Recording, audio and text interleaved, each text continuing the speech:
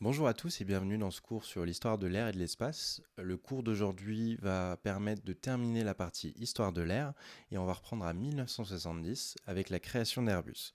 Donc Airbus est à la base un programme de construction d'avions civils franco-allemands et aujourd'hui Airbus fabrique plus de la moitié des avions de ligne dans le monde. Donc son concurrent principal c'est Boeing et donc les acteurs européens qui participent à ce projet sont en plus de la France et l'Allemagne, l'Angleterre et l'Espagne.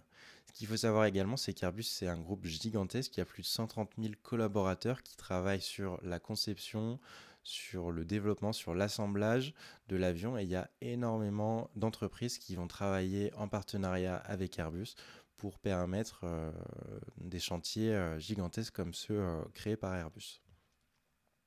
Donc 1972, 2 ans plus tard, on va avoir le premier vol de l'Airbus A300, le premier avion développé par Airbus. C'est un biréacteur, donc 2 réacteurs double allée, donc à l'intérieur on va avoir 2 couloirs. Et c'est aussi le premier appareil qui va utiliser des matériaux composites. Donc les matériaux composites, c'est un mélange de différents matériaux qui vont avoir des propriétés différentes du métal qui était utilisé avant principalement dans la construction des avions. Et donc ce qui va permettre de rendre les avions légèrement plus légers. L'Airbus A300 pouvait transporter à la base 260 passagers sur des vols plutôt moyens courriers. Aujourd'hui, dans le monde, il existe encore 200 Airbus A300 qui sont en service. Et l'Airbus A300 va surtout être utilisé pour faire des vols 0G. Donc des vols 0G, ça va être des vols paraboliques où on va reproduire la sensation d'apesanteur qu'on pourrait rencontrer dans l'espace. Et donc ces vols vont être utilisés pour l'entraînement des astronautes avant leur départ en mission, mais aussi pour réaliser des expériences scientifiques sur Terre en utilisant l'apesanteur. 1978, on va avoir le premier vol du Mirage 2000. Donc le Mirage 2000, c'est un avion de chasse qui est encore utilisé dans l'armée de l'air aujourd'hui. C'est un avion qui a été produit par Dassault Aviation, qui est très reconnaissable avec son aile delta, donc en forme de triangle. Et c'est un avion qui était destiné principalement à assurer des missions de supériorité aérienne. Donc la supériorité aérienne, qu'est-ce que c'est ? C'est surtout des missions tactiques de soutien aérien aux forces terrestres, mais aussi des missions de bombardement. Donc c'était un avion qui avait en gros une seule tâche. Et on va avoir presque 10 ans plus tard, en 1986, donc le Rafale, donc le premier vol du Rafale, qui est aujourd'hui le fleuron de l'aviation française, produit par Dassault Aviation. Et donc lui, ce Rafale-là, c'est un avion de combat qu'on va appeler multirôle.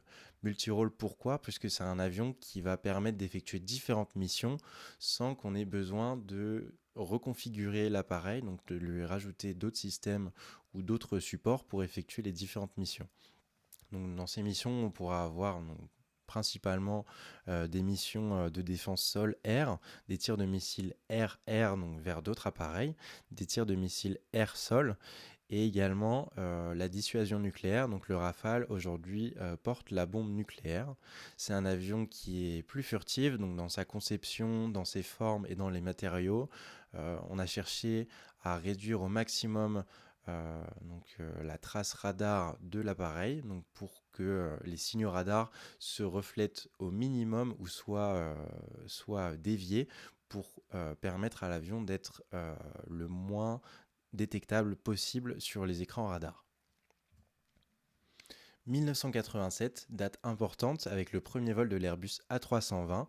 Donc c'est un des plus grands succès d'Airbus à l'heure actuelle et c'est surtout le premier avion commercial entièrement équipé de commandes de vol électriques. Donc on a remplacé tous les systèmes de commande de vol par des systèmes électriques. Donc c'est le concurrent principal du Boeing 737. Et ce qu'il faut savoir aujourd'hui, c'est que la flotte mondiale d'avions commerciaux, donc avions à hélice et avions de jet qui servent à transporter des passagers. On a à peu près 29 000 avions. Et sur ces 29 000 avions, on a 8 000 Airbus A320 qui sont en vol actuellement dans le monde, contre 7 000 Boeing 737. Donc 8 000, c'est une part très importante sur la part globale de la flotte mondiale. Donc l'Airbus A320 est vraiment un avion qui a été démocratisé et qui est énormément utilisé sur les vols principalement courts et moyens courriers. En 2005, on va avoir le premier vol de l'Airbus A380. donc le plus gros avion de ligne commerciale de transport de passagers au monde. C'est un avion qui est adoré par les passagers, un avion avec 2 ponts, avec énormément d'espace à l'intérieur. Mais c'est un avion qui est très peu rentable pour les compagnies parce que c'est un avion qui peut contenir entre 500 et 850 passagers pour sa version charter. Donc c'est une version où donc, on a juste une seule classe et on met 850 passagers. Donc c'est très compliqué à remplir pour les compagnies. Et aujourd'hui, les stratégies appliquées par les compagnies ne correspondent plus vraiment avec le rôle de l'A380 de transporter énormément de passagers au même endroit. Donc c'est un avion qui est en arrêt de production. Donc le dernier A380 va être livré en 2021.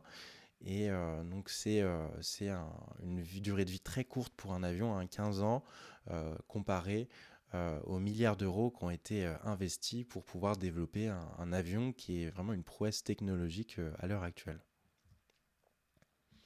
Et donc en 2013, on va avoir le premier vol de l'Airbus A350, le dernier né de la famille Airbus. Donc c'est un avion innovant qui va utiliser énormément de nouvelles technologies et qui va utiliser notamment plus de la moitié de matériaux composites dans sa structure.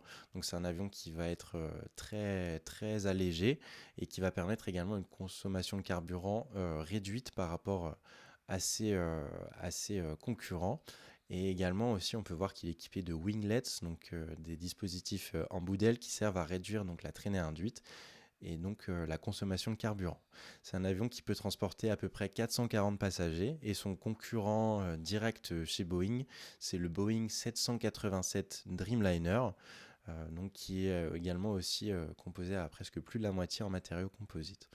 Et donc c'est ces avions qui représentent le futur de l'aviation commerciale aujourd'hui. Donc voilà, on a terminé pour la partie histoire de l'air et au prochain cours, on verra la partie histoire de l'espace, conquête spatiale. Voilà, merci à tous.